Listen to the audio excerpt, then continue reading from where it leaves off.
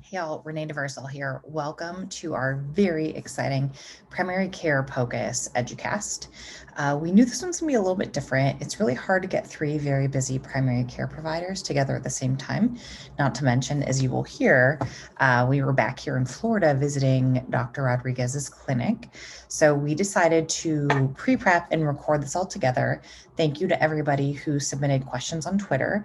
And we hope that you will reply to YouTube, Twitter, wherever else, and leave myself or the panelists further questions about how you might be able to further incorporate POCUS in your own primary care practice or help others incorporate it into their primary care practice. I'm very excited to have doctors Janice Boughton, Matt Chan, and Martha Rodriguez join us, and I really hope you find their cases and discussion as thoughtful and helpful as I did. It's my distinct pleasure to introduce Dr. Janice Boughton today. She is a primary care doc currently at Chaz Health in Moscow and Lewiston, Idaho. And we've been teaching ultrasound together for over 5 years at OHSU, our AIUM course at OHSU, and also via the national ACP courses. So excited to hear how you use POCUS in your rural clinic. Excellent. Thanks, Janae. I started out as a medical student at Johns Hopkins and did my internship there. And then I went to University of Washington, where I finished my internal medicine residency. And then I worked in Seattle Group Health in their Everett clinic. And that was a wonderful opportunity to learn from family practitioners how to practice real primary care. And then I moved to Moscow, Idaho, where I picked up a traditional internal medicine practice with a couple of other people. I worked in the hospital and in the clinic. And then I did that for quite a while and enjoyed living in Moscow, Idaho and raising my kids. And finally, some things happened which caused me to take that sabbatical that I'd always needed to take. Essentially, that meant I quit my job and started doing some other things. The first thing I did is I took some CME that I hadn't had time to take. I took an emergency medicine POCUS course with Vicki Noble at Harvard, and I got to see all this amazing emergency medicine crew that were so passionate about POCUS. And then I realized that that was going to change the way I practiced. Then I got back to work as a hospitalist. I worked all over the Pacific Northwest and in California, doing locum tenens and also in my local hospital. Got a chance to see some really sick people, and I dragged around my little POCUS machine, which is a pocket machine, and I looked at a ton of things and I learned a bunch of stuff. Then, and because I was seeing stuff that I needed to learn about, I took more courses. I took them in person, I took them online.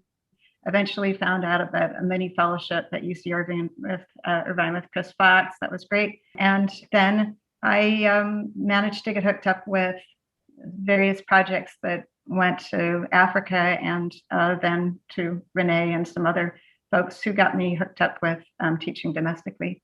And then in 2019, I quit being a hospitalist and went back to doing rural outpatient medicine, which is really where you make the most impact, I feel like. This is a couple of lovely pictures. On the left is some women all at the women's swimming spot in Old Fangak, South Sudan, where I go and teach people to do bedside ultrasound. So learn a ton of tropical medicine myself. And on the right, you see one of the UC Irvine students teaching a bunch of clinical officer students in Mwanza, Tanzania. It's a project I've been involved in with them, teaching them to teach, and actually they taught me to teach. This is my little work home in Lewiston. I also work in the clinic in Moscow. The two towns are pretty close to each other, and this is a federally qualified healthcare center. They haven't used point of care ultrasound. I'm the main person who does that, and I get a lot of practice. So let's start with some stories. People wonder, how do you use bedside ultrasound in the outpatient arena? How do you have time? And what is it good for? after doing it as a hospitalist, people say, well, you probably don't do it as much when you're, working in an outpatient clinic, and that's not true at all.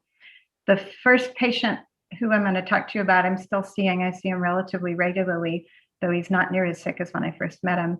He was a 58-year-old man, and I saw him in hospital follow-up after he came in with diabetic ketoacidosis. He had kind of a type 2, type 1 diabetes after severe pancreatitis.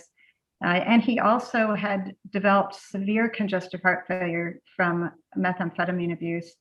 And he had been trying to manage his congestive heart failure. The medicines were too complicated. He became depressed. He couldn't go to work. He stopped taking his medications and ended up in the hospital with DKA. He came to see me. He had horrible leg edema, and he was still using meth, and he was very poor and really wanted to go back to work. On ultrasound, he had an EF of 20% or so, but he had no pleural effusion or B lines, and his inferior vena cava was normal in size, but he was clearly very fluid overloaded. And those pictures really helped me to understand that his edema was primarily peripheral, and it had a lot to do with gravity. He really didn't spend very much time with his feet up, and we worked with him. It was a long process, and he really needed his medication simplified because it just got him down to have to take so many medications. So started him on an SGLT2, which was kind of a crack smooth given the DKA history. Did great with it. It was wonderful for his congestive heart failure. Followed him up frequently, did a lot of ultrasound, and he actually got well. So going on 2 years, this is a happy ending. This is his heart when I first saw him. And it, as you can see, there's extremely poor ejection fraction. Valves are fine, but they don't move much because there's not much blood to move. And then he got well. And that's his heart is actually functioning normally. You do see this with people who have meth-induced congestive heart failure. Not all of them come back to normal, of course. And there's a nice inferior vena cava, which is not too large. And so I check both of those things basically every time I see him. So next case, 45-year-old woman.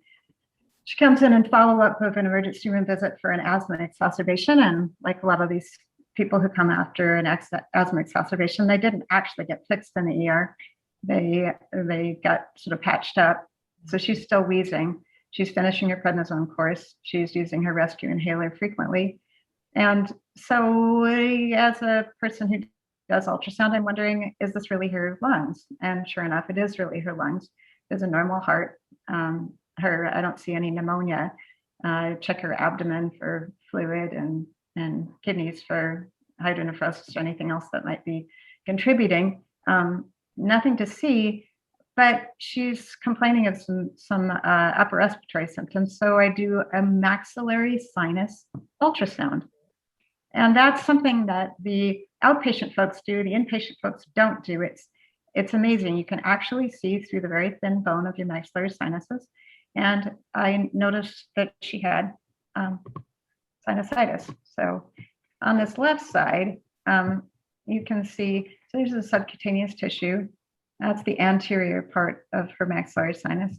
And because there's fluid in it, we can see the posterior wall of the maxillary sinus. You will not be able to see this if there's no fluid in the sinuses.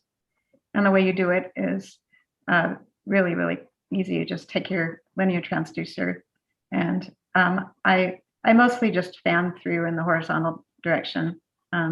If I get my diagnosis, I don't look vertical, but you can do both. And this is a picture of what a normal maxillary sinus looks like. So normal maxillary sinus looks a whole lot like lung. You just see normal air beyond the bone. Yeah, I first learned about that one from David Tierney. It's a part of their IMBUS, their internal medicine bedside ultrasound curriculum at Abbott Northwestern in Minneapolis. And I was mind blown. Right. That was as an outpatient, great use. It is a truly simple ultrasound to learn. I find that it's very useful for patients who think they have sinusitis and they would like to be talked out of the antibiotic, and they want Yes, a lot of that. Yeah, they want that extra TLC, and just pointing that transducer at them and letting them look at the sinus and saying that sinus looks great. I think this is just sort of a runny nose. We really don't want to put you on that antibiotic. Makes a huge difference. Musculoskeletal stuff. Now, so I'm an internist. Why would I do musculoskeletal stuff? Because that's what people come in with. Maybe they're coming in for their internal medicine thing, but they also hurt. Or maybe this is somebody they squeezed into my schedule. It's incredibly useful to be able to kind of look at things. So first case, a 30-year-old man who has wrist pain after he fell off his bed when he was partying. So I look at his wrist. It's a little bit swollen, it's a little bit tender, and I see a distal radial fracture. Of course, I'm still an internist, so I'm gonna need to get an X-ray and someone to, somebody who knows stuff like orthopedics to deal with this. But the diagnosis is made. 55-year-old woman with severe shoulder pain with movement, and so you point the ultrasound at it. These are linear transducer scans, and there's fluid where it shouldn't be. It's important to look at things that are normal a lot of times, because then when you finally get a chance to see something abnormal, you know that it's abnormal. So I know what a shoulder effusion looks like, and where fluid is not supposed to be. And of course, a diagnosis of frozen shoulder is really a clinical diagnosis in most cases. But this allowed me to tell her, this is a frozen shoulder. This is that acute part of the frozen shoulder that hurts a lot, and this is what we're going to have to do to make you better. 37-year-old construction worker comes in with a swollen finger. He says, I think maybe I got something in there. And I was able to just do a little, usually I do this with a water bath. So I'll ultrasound it, see, I saw a little fluid collection, IND, there's pus there. Yeah, he probably did have a foreign body. As many people come in with a stub toe, did I break it, doc? And they just don't like that answer you give them, which is, we wouldn't do anything differently if you did break it. Let's just body tape it. What they do love is having you look at their toe, and that's easy too. You fill a tub with some water, you take your linear ultrasound, and you look at it. And this really doesn't take very much time. None of this stuff takes very much time. I'm going to only show you a picture of the radial fracture. I think I didn't get quite longitudinal with this, but here's the fracture line. If I was looking at, if I really had gotten my longitudinal, this would be a line, and this would be a line. So what we see in this other one, and yeah, here we go, is this is the cortex of the radius. And notice that it's at one level, and then when you get to the fracture, it's at a different level. So normal, the displacement. So what are some of the other common uses in the clinic? Somebody who's homeless has swollen feet. Is it congestive heart failure? Is it pulmonary hypertension? Or is this nutritional and the fact that they have been sleeping, standing, or sitting up for such a long time? COPD and CHF. So your patient has both. Which one is causing the problem? What do you need to treat? So you do a cardiac, and you do lungs, and you look for the pneumonia, and you look for the inferior vena cava, which I really truly love. I think a good view of an inferior vena cava with the right clinical setting, knowing who you're treating and what's going on with them, tells you a whole lot about their volume status. Lumps and bumps, is it solid or is it cystic? Is it a simple cyst, or is it a cyst that you want to know more about? Stomach pain. Oftentimes you just want to know, is there a normal gallbladder? If you can't find it, then you may have to continue to look. You may have to get a scan in the radiology suite. But if you see an absolutely normal gallbladder and it wasn't high on your list of things you were suspicious about, then you're done. Nausea and vomiting. Is it gastroparesis? Person's been vomiting, they have diabetes with some complications. You look at their left upper quadrant. Do you see a full stomach despite the fact that they have been vomiting? Because if you do, that stomach is not emptying. Is it a small bowel obstruction? Small bowel obstruction is, it's actually quite easy to identify a small bowel obstruction on a bedside ultrasound. There are a lot of studies that show how good we are. We're really better than X-rays. For sure. Yeah, concerning but mysterious multi-system complexes. The patient frequently wants to know that they're normal, and you've done a lot of workup, but that face-to-face, I'm actually looking at you and I'm showing you, can be very reassuring. And you can find out that you were wrong, that there really is something, very significantly abnormal on this patient. And then you can move in the right direction.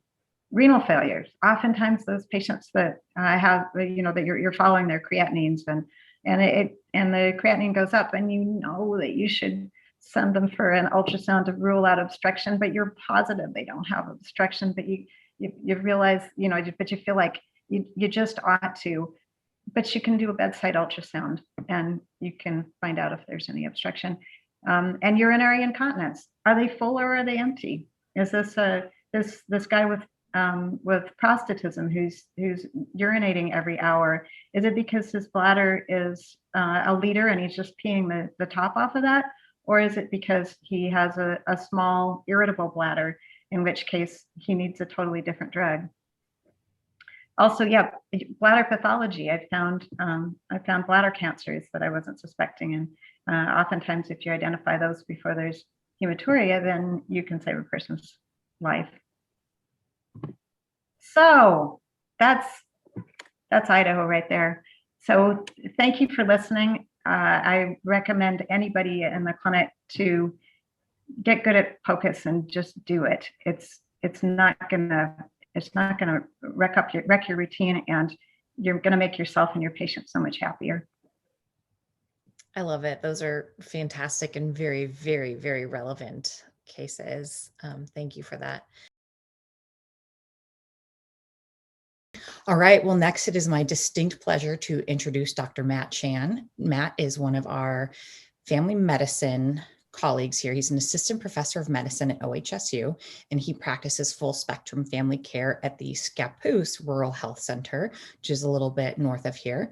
So, fun story about Matt is that we met when he was either second or third resident. He was very interested in POCUS and wanted to really expand that skill set. So he rotated with us, we scanned a bunch, he met and scanned with our educational sonographer. Advance, weeks or a month, and Matt's doing an emergency medicine rotation. A tall, slender young gentleman comes in with chest pain and shortness of breath, and Matt actually diagnoses our ultrasonographer's son's asymptomatic, or rather atraumatic pneumothorax. So after that, we were all tightly bonded together.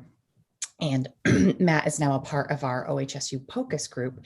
And I have deemed him the family medicine SAR of overall POCUS. And we rely on him heavily for our musculoskeletal and other family medicine ultrasound teaching. So we're excited to hear your cases, Matt. Let's go ahead and get your screen. All right. Thank you, Renee, for that lovely introduction. Really appreciate it. Yeah, I will gladly take the title of POCUS SAR in our department. And here today, I'm happy to present some cases, outpatient cases from my primary care clinic. And like Renee was saying, I work at a rural health center. And so we see quite a variety of things, and a lot of patients who have trouble with transportation or accessing care. And so especially in this kind of setting, POCUS has been a great asset for me in terms of boosting my ability to care for folks. So we'll go ahead and get started. And I just want to bring this quadruple aim circle up, which is something that we are all very familiar with in primary care, and something that we really try to use as pillars when determining, is what we're doing really good for patient outcomes, lowering costs, improving experiences, both for us and the patients. And when I think about this as the way it applies to ultrasound, I think about it, from an outcomes perspective, is it going to give me a better, more accurate clinical decision making? And is it going to improve maybe even some standards of care? I think about, is it going to point me towards doing less workup or less imaging, maybe even avoid an ER visit? And then especially for the patients, is it going to help them understand more about what's going on? And similarly, having them avoid going to the ER, which can, improve their experience. And then we'll touch base a little bit about clinician experience towards the end. So let's start off with a case of a pediatric case. So this is a 3-year-old boy came to see me with a left buttocks, skin and soft tissue infection. He had been seen 3 days prior, and we started on Bactrim and some mild improvement, but really kind of persistent redness, pain, and very tender to the touch, unable to sit down. Parents were super concerned about this turning into a worsening infection. And, and sometimes in these situations, we say, hey, it might be better to go to the emergency room. They can give anesthesia, make the kids comfortable, but the parents really didn't want to go in. And so what we did is we blood ultrasound, we plopped it on the redness, and basically what you see here is, within the soft tissue area here, there's kind of this heterogeneous fluid collection, with the black mixed in with some what we call hypoechoic or isoechoic material in the middle. And then when we measure it out in 2 different planes, it's about 0.6 by 1.75 by 1 centimeter. And as you can see on the right side of the screen, when you measure in one plane, it seems to come pretty close to the skin. So this let me feel a little bit more comfortable tackling in the clinic. So what we did was we applied some topical lidocaine and did a quick lance of the lesion, and that immediately released all the purulence from the abscess, essentially. So we continued antibiotics and drew a wound culture, and that ended up growing MRSA later on. So it seemed like the appropriate treatment, and ultimately avoided an ER visit for this family, which was really nice. So when I think, again, going back to the quadruple aim, and how can we make this experience better? I think it definitely helped lower costs for this, avoiding the ER, and then including an improved patient experience for the family. Here's another one. A 63-year-old gentleman came to establish care with me. He was having right shoulder pain for about a month, and prior to that, he had been running and fell with his dog, landed with his arms stretched out. No immediate pain at that time. 3 weeks later, was I think trying to pull a generator string, and then really felt some sharp pain in the shoulder at that point. And after that, couldn't really lift his arm. On this physical exam, in general, I highlighted the positives, mostly decreased strength on abduction, and a positive empty can test, and then a positive speeds test, which can be concerning for biceps tendonitis. So with that, my general concern would be for a rotator cuff tear. And traditionally, we would send these folks maybe for MRI and wait for that, and then maybe refer the ortho after, depending on the findings. But again, with ultrasound, we can kind of take a quicker look. And so the top 2 images are the transverse short axis views of the biceps tendon. This is the biceps tendon itself, this cross section within the bicipital groove. And normally this black anechoic fluid is not around the tendon. But when we see this, we do get concerned about some tendinopathy or tendonitis process. And you can see even anterior to the biceps, there's also some fluid, some anechoic fluid collection. The bottom image is a long axis view. So here we can see the tendon, biceps tendon running all the way down here along the humerus. It's almost like a ski slope appearance is how we say it. And then again, that fluid collection that you can see in front of that. When we move over to the right supraspinatus, this is a long axis view, and you can see the supraspinatus coming up along the top here and inserting on the greater tuberosity of the humerus. And you have this huge anechoic space here, which is concerning for tear. This is a different view, same long axis plane, but just a little bit I slid over and then just kind of took a different shot. You can see the tear a little bit more clearly here. And I threw in just a comparison for the left supraspinatus, and you can see that on this side, it's much more homogeneous and intact here. And then again, looking in the second plane in the short axis view, we are appreciating this tear in its entirety along the width. So how thick of the tear going across from side to side. So with this, it was pretty diagnostic for a full thickness tear of the mid portion of the right supraspinatus. And then that fluid surrounding the biceps tendon, external to that was likely just from the traumatic injury itself, but that can be seen a lot of times in the subacromial subdeltoid spaces. And so with that, we had an expedited referral to orthopedics. He was able to undergo surgical repair and physical therapy and to regain some dysfunction of the shoulder. And, orthopedics ended up getting an MRI anyway, which is totally legitimate for surgical planning, but it ended up corroborating some of the findings that we had in the clinic with the ultrasound. And so again, I did feel like overall we achieved some improved patient experience by getting this patient into seeing a specialist sooner than later, and overall lowering some costs initially by not having to order that MRI right away.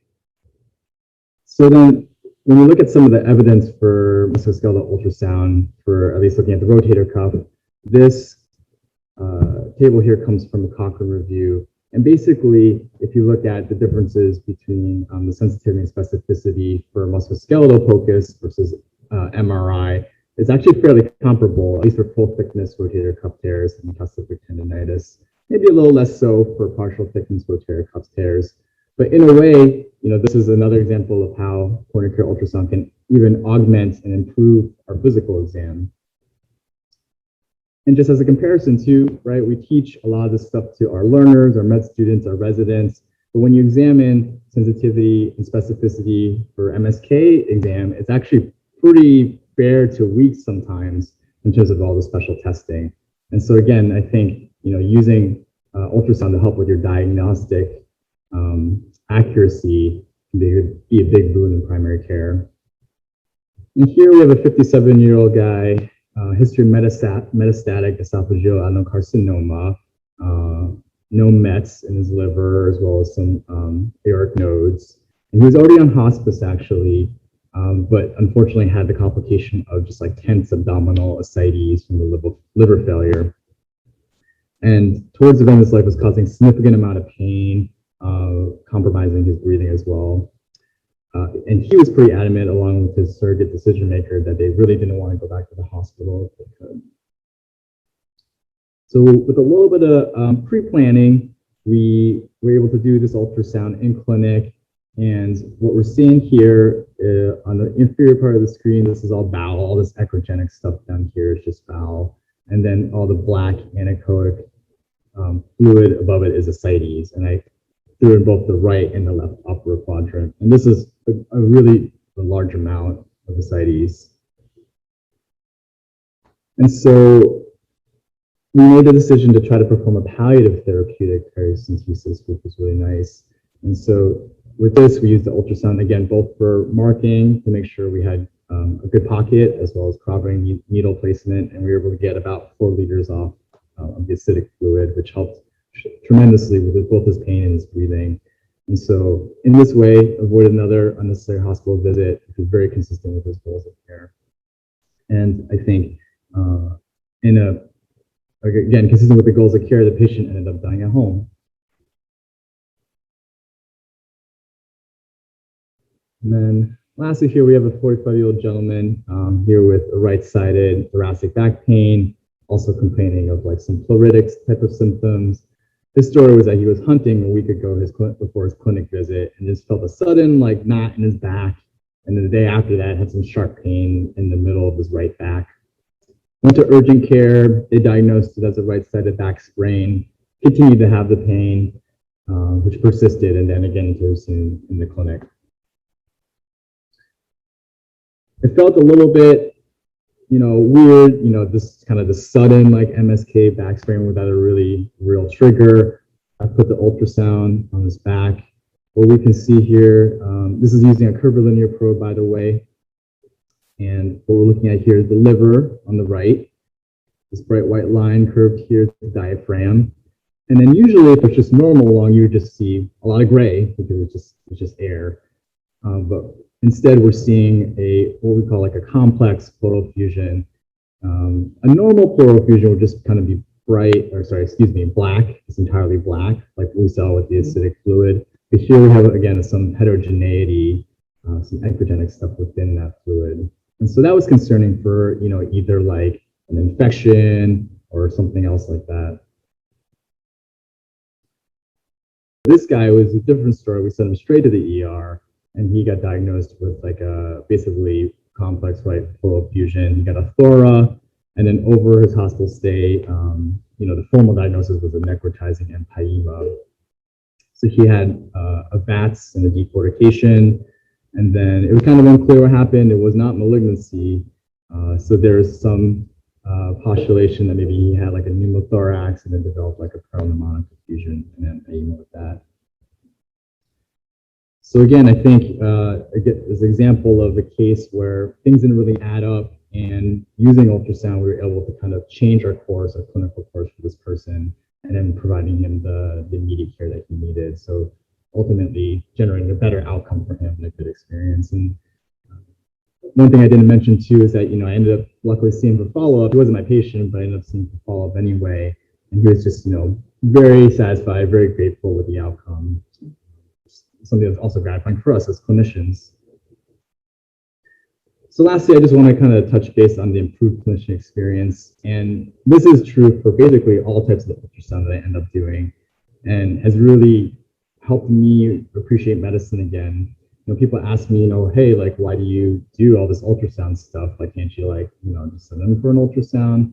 And I usually tell them there's a lot of reasons why, but including all of the stuff we just mentioned the last few minutes, it's helped me reinvigorate some of my love for primary care.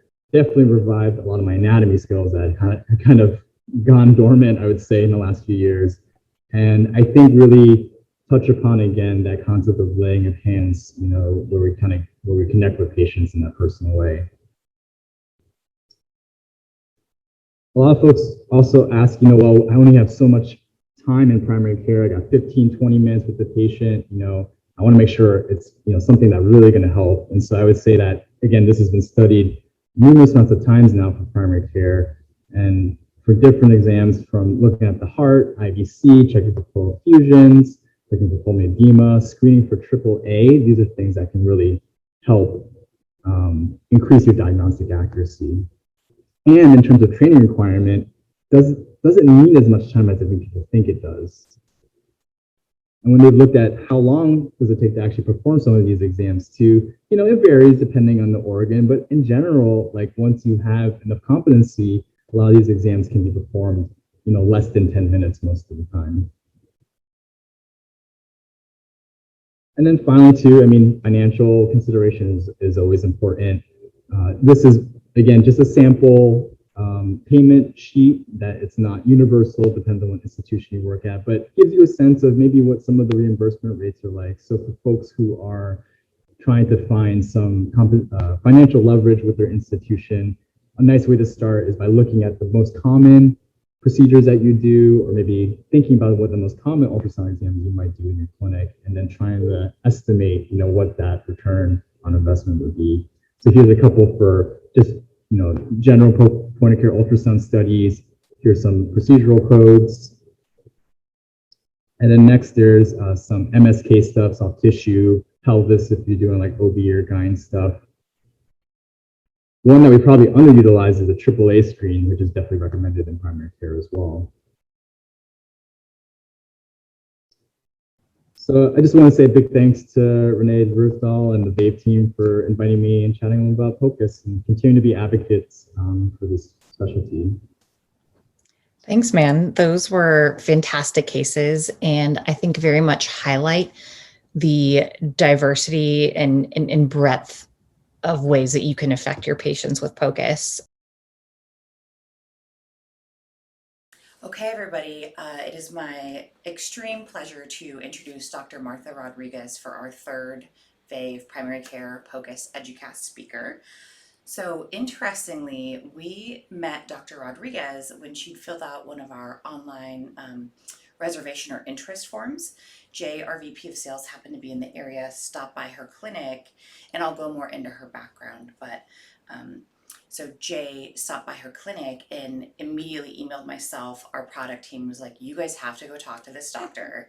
She's amazing. She's enthusiastic. She's focused on value-driven care in her own independent clinic, which is obviously amazing these days. And she wants to change the world for the better, and so we need to like get here and talk to her. So Here we are. Yeah, so here we are. I'm here with my product, our one of our awesome product people, and we wanted to focus on what goes on in a primary care clinic, and not how do we take ultrasound and take it from the ER or the ICU or the hospital and force it into the clinic, but what is somebody running their own clinic and seeing 1 million patients a day? What are they doing? How are they seeing? And what are their pain points and barriers? So she's been kind enough to let us hang out with her for the past day and this morning. And so we're excited to be here and chat with you. Thank you. I'm really excited you're here. So just a little bit about Dr. Rodriguez, or actually I should let you tell us a little bit about yourself and your clinic. Yeah, so my name is Martha Rodriguez. I'm an internist in Boynton Beach. I've been in private practice since 1997. And since day one back then, when even we were in electronic, I have always believed that quality is always better than quantity. So I've always practiced value care medicine and been very successful actually in the managed care world, demonstrating that quality is really what matters in medicine. Prevention is the key to really getting the value of what you need by keeping people healthy. So her clinic, MMR Healthcare, is one of the patient-centered medical home level 3s with Medicare CHS. Also a PCF site, so the patient care first site, which is even more cutting edge for that, and also received #1 recognition from the CDC for prevention of progression from prediabetes to diabetes. All really amazing feats. And so she's been interested in integrating POCUS into her clinic. And yesterday we spent some time ultrasounding patients that were kind enough to let us come in together. And so one thing I was hoping you could tell us about, I consider you to be an expert in value-based care. And what do you see as the potential for ultrasound, handheld ultrasound with us in the clinic to advance our patient care? Well, in value as a whole, point of care and having the patient in front of you and being able to make decisions and plans is key. There is no way that you could succeed in a value care system if you don't have your data at the point that you have the patient. Delayed data is not going to work. We've made it work. It's been tough, but I was thinking last night even how important it was when we created the EKG, how we cannot really make decisions without the EKG. So we have to create tools, bring tools into the exam room that we get the answers we need to include the patient in the plan of care, to treat chronic conditions that are difficult because they require lifestyle changes. And POCUS really, to me, represents that tool. Yeah, I obviously couldn't agree more. Yes. Maybe you could share one of our experiences from yesterday about somebody that was not too excited to take their medicine every month to do something. Yeah, so as people get older, they always, this is a question we get at least two, 3 times a day. Doc, can I stop my blood pressure medicine? My blood pressure is normal. Doc, can I stop my cholesterol medication? You just told me my LDL is 84 and my LDL is super normal. And then we just have to educate them and do a lot of work to make sure that they continue. We even have quality measures that we have to report to the government. That is a constant battle because they have to fill their prescriptions and that's monitored, and it's always a struggle. Well, with ultrasound, when you show a patient in the exam room that they have this plaque on their artery and that we are treating that we are really treating the underlying problem and not the number, it changes their whole perspective. And you should see how they just go, oh, I see, we must take this medication so this doesn't get worse. Thank you. Yeah, I talk about that in hospital medicine, but I don't see the outpatient, the long-term follow-up, and seeing this patient go, okay, I'll do the $800 every month instead of every other month. An injection. Yeah, PCSK9 inhibitor, right? I just was, wow, to get to actually see that in person. So there was another especially impactful patient experience yesterday for myself, for Craig, for my team, for Dr. Rodriguez. For me, for sure. And her team. And so I was hoping you could just tell us about, I didn't plant this patient, this just happened. Yes, so in Florida, we have a huge influx of population, which has really stressed our healthcare system. And so when we want, for instance, to schedule an thoracentesis done in the hospital via ultrasound, we're having to wait sometimes 10 days to get an appointment for the patient. This particular patient went to the emergency room during the weekend and was sent home basically not even breathing properly, and I mean not properly, just because they didn't have the manpower to do the thoracentesis during the weekend, and told him, call your primary Monday morning and schedule the thoracentesis. So, I spoke to the patient Sunday night. I called him and I checked on him, and he couldn't talk on the phone. He just couldn't carry conversation. He was too short of breath. So yesterday I had the staff call him in. Basically, he got here, he looked like a ghost. He wasn't breathing. He was just basically drowning. So we put the ultrasound on him, and we see that he has this massive pleural effusion that really is drowning him. So we made the instant decision to take the steps necessary, because we had the data that would guide us to do it safely. And we actually took 600 cc's of fluid out of his left lung. It was very, very rewarding. It was incredible, because that would have never happened had I not had the ability to, number one, evaluate the fluid, and number two, evaluate after the fluid if I had caused the patient any damage. Those two steps, I don't know, because I'm gonna be 60 years old. I don't know when I had that feeling inside my heart again, to see a person going from white. I told him, you went from looking like a ghost to looking like a goat. He went from white to pink. It was magical. And was joking immediately afterwards. Yeah, he started singing. It was Yeah. it was rewarding. And then another patient that we had, that she had an echo, she had a stress test, but nobody had looked at her carotids. She's a lady with diabetes, well controlled, but her blood pressure was high. I needed to add another medication. She didn't want to take another medication. She said, I want to wait until I see the cardiologist. Put the POCUS on her neck, show her that her carotids are getting compromised. She said, give me the med. I set her up in our hypertension clinic. She comes back in 2 weeks. So it's really a totally different, it's almost like a complement to our stethoscope. Something that we can hear on the stethoscope, but we cannot see with the stethoscope. So I think this is going to become like a lock and a key that I hope will open all the doors in healthcare that we need to be able to get what we need, when we need it, and how we need it. Yeah, that's amazingly well said. And that patient experience was, I was reflecting to Craig as we were driving back to our hotel yesterday. It's not all that often in medicine that we get immediate reward, that I feel immediate reward. And that patient was headed straight to the ER again without intervention. And so it was really remarkable. Actually, he didn't, if you remember, he didn't even remember that I called him. Yeah, no. Because he was so hypoxic, he didn't even remember the conversation. So, by the way, I called him last night and he was doing great. Oh, great. I was gonna ask about that. Yeah. So, let's say you're at a fee-based clinic, or you might not be able to speak to this, but so the question of ROI comes up. So I have several of the doctors in town are my patients, and I have one who's a nephrologist who's very innovative, very.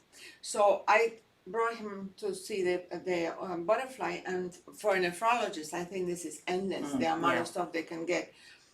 Well, he took it back to his team, and they said, we don't want it, it's not reimbursable. So that's the mentality that we can change, because it isn't that the actual procedure is reimbursable that took 3 minutes. It's the whole picture that you can put together, not only in a value-based world that you could never do in a fee-for-service world. Why? Because you have that mentality, I'm not doing something that I'm not going to get paid to do. Yeah, absolutely. And it's kind of a misnomer. Dr. Chan, earlier in this talk, showed a table of some CPT codes. So you actually can bill for focused studies. There's the CPT portion, the professional code, and also a facilities fee code for it. Or there's bundled payments. I mean, we're talking like $100. It's nothing too exciting. The patient, the satisfaction I get out of it is worth infinitely more than that. But it shouldn't be a barrier, because if that is your focus, you can bill for AAAs, you can bill for focused retroperitoneal scans, etc. Hydronephrosis.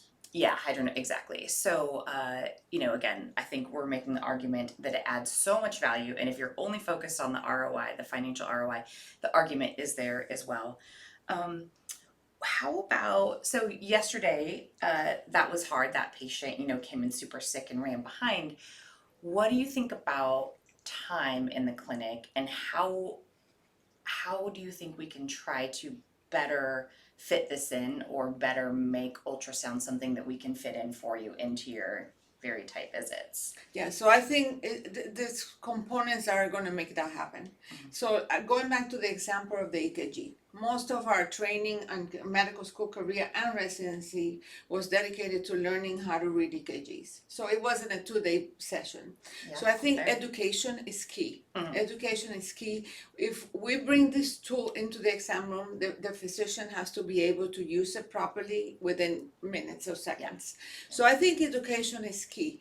Once we pass that barrier, it's almost going to be such an essential need for them, just like an EKG is. I was thinking last night, like, what do we do with labs? Like, labs how do you even make a decision without a lab? We don't draw the blood. We're not the lab. The lab runs, but we make the decision with the lab because we have the lab in front of us. So that's the picture that I view with ultrasound. It's gonna give me that ability to be able to have an answer that I didn't have. So I think though for that, education is going to be critical. And I think part of the barrier that we really have to overcome is to bring the comfort of the education from the basics to the maximum to the users. The other thing is the integration. We're in a digital work, and I don't believe that we should be doing double work.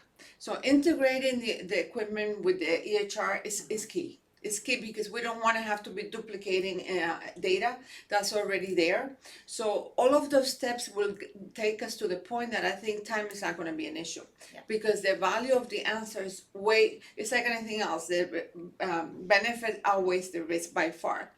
It's not for everybody. It's not for every patient. Obviously, there's patients that don't need it, but for those that need it, time won't be an issue when we're educated and we're comfortable with it. The same way we look at the EKG, the same way we look at the blood work. Yeah, I couldn't agree more. The concept, I don't, let's be honest, if I'm on the wards and I have a patient who's there for 6 weeks of antibiotics for toe osteomyelitis, I don't auscultate their lungs every day, Exactly. No increased work of breathing, so we know there's no need to POCUS everyone every day, etc. But the whole thing we've always said is that it is a clinician at the bedside with a question. Pre-test probability, what is my POCUS exam gonna do to my post-test probability? And how do I then, as the clinician, feed that back in? And so I think that's kind of the hallmark there too. And there's also that symptom-based and pain-based issue that a lot of times we depend on sending the patient out to get an answer based on a symptom. Like, I mean, how many people do you get with shortness of breath in one day?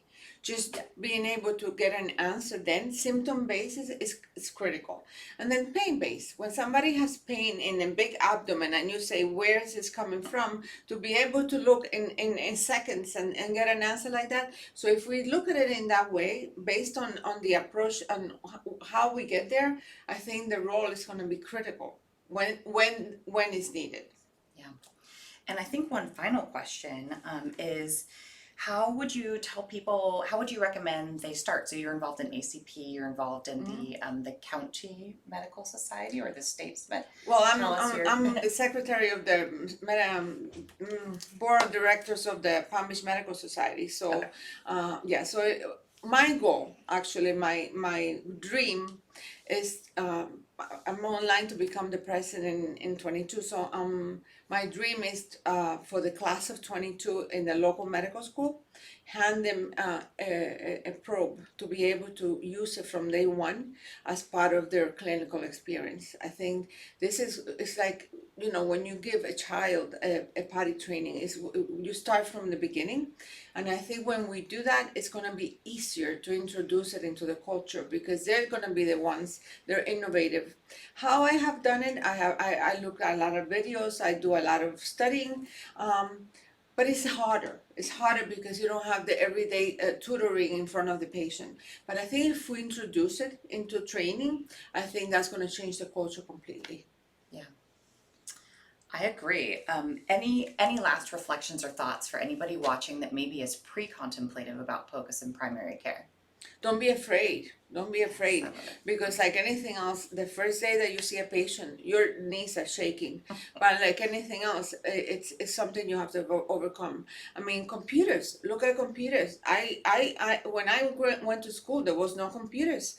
In 2004, I had a massive car accident and my arms were compromised, and I either had to come up with a solution or I didn't. So I went electronic in 2004 because I could talk to a machine that will help me see patients. So don't be afraid. Just jump into it, study with it, and then just remember, this is an asset. This is not going to stop you from being better. This is going to make you better.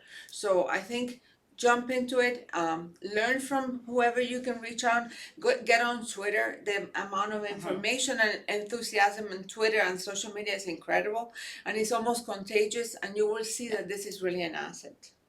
I agree, very contagious. So some of the Twitter handles are like hashtag POCUS, hashtag IamPOCUS. I'm trying to think of a primary care POCUS one that's not too long. So I was thinking about hashtag PC POCUS. PC POCUS. It's almost like politically correct. So we'll figure it out. But yeah, definitely follow myself. MMR Healthcare. Perfect, yes. And we will look forward to seeing more from you. And it's been a real pleasure to be here. Thank you. This has awesome been a to see pleasure you. having you. You commented on the busy schedule, so a lot of those are kind of quicker exams.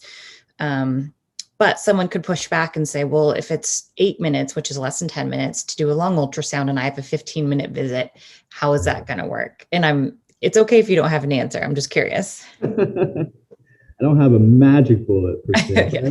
but I will say, it does depend on how your day is going, right? When I'm running behind an hour plus, I have a little bit less threshold to do an ultrasound exam. But again, there are certain situations where, and I find this is actually true for most cases, you can say, hey, I want to find out more about what's going on. I can do an ultrasound in clinic to help you out. I might have to have you wait a little bit longer while I finish up with someone next door, and I'll come back and do it. And that's a way I kind of help, juggle between patients. I won't necessarily finish the whole visit in one go. And most people are generally totally fine because they want to know what's going on too, right? Like they're here to see you. So that's at least one workaround. And again, that doesn't work for everyone's schedule depending on the institution you work for. But I think patients are really perceptive when you want to take more time to examine them. So what I do is I start the history and I open up my machine, which takes about 30 seconds to boot up. And I'll mention as I'm, listening to the heart, I'm going to take a peek at this. If I really, really want to, prove to myself and the patient that I'm really looking hard, I will have them get up on the table, and we'll make sure that we expose everything. But I can do most of this just with the patient's clothes pulled aside. Mm-hmm. It doesn't take much time if you know what you're doing. Now, that is a problem. During your first year, you don't know what you're doing. So for some people, that means maybe have a POCUS day where you schedule yourself lighter, or maybe, just do hearts one week, or just do bladder one week. You do have to get good at it. Practice at home. It is important to be good at it to do it fast. Yeah, I think knowing what you're looking for and how to get there, it just takes reps, just like everything else. It takes deliberate, ongoing practice. But I think all of us would agree it's 120% worth the practice. So one question was, and I think this is applicable to you because you had done some more of the training inpatient, ER, et cetera. So somebody said, how do I even start doing POCUS in my primary care clinic? Because it's overwhelming. Absolutely. And even as somebody who kind of fell into, like you were mentioning it, I learned most of my skill base from those folks, right? EM, IM, critical care folks. And then I had to figure out a way to translate it to the primary care setting. So I think just like anything we do in medicine, you know, just starting with the low-lying fruit and things that maybe more commonly that we see in primary care. So for example, one of my first ways to fold into my practice was using MSK, because we see lots of MSK complaints. Sports medicine already exists, so it's kind of, you know, already has its foundation there. And then really like just taking it one case by case. Someone comes in with a swollen knee, okay, I'll put the ultrasound on it. Takes a few minutes. And, you know, even if I feel like I'm not really entirely sure what I'm looking at, you know, I can always get the formal, right? And that's a nice way to kind of build up the confidence to say like, okay, this is what I saw in the clinic. This is what the formal radiologist saw. And I think that's a nice way to slowly build up the confidence if you don't have, let's say, like another colleague to ask for help. Regarding my discussion with Dr. Rodriguez this morning, I just wanted to point out that we had our masks off for audio purposes to make sure you all could hear, but we both have received both of our COVID vaccinations and tried to stay as distant as possible while also demonstrating good masking behavior and hand hygiene while out of her locked office. And finally, our next Vave EduCast will be Wednesday, June 9th at 3 p.m. Pacific Standard Time. We really hope you can make it then, and thank you again for tuning in today.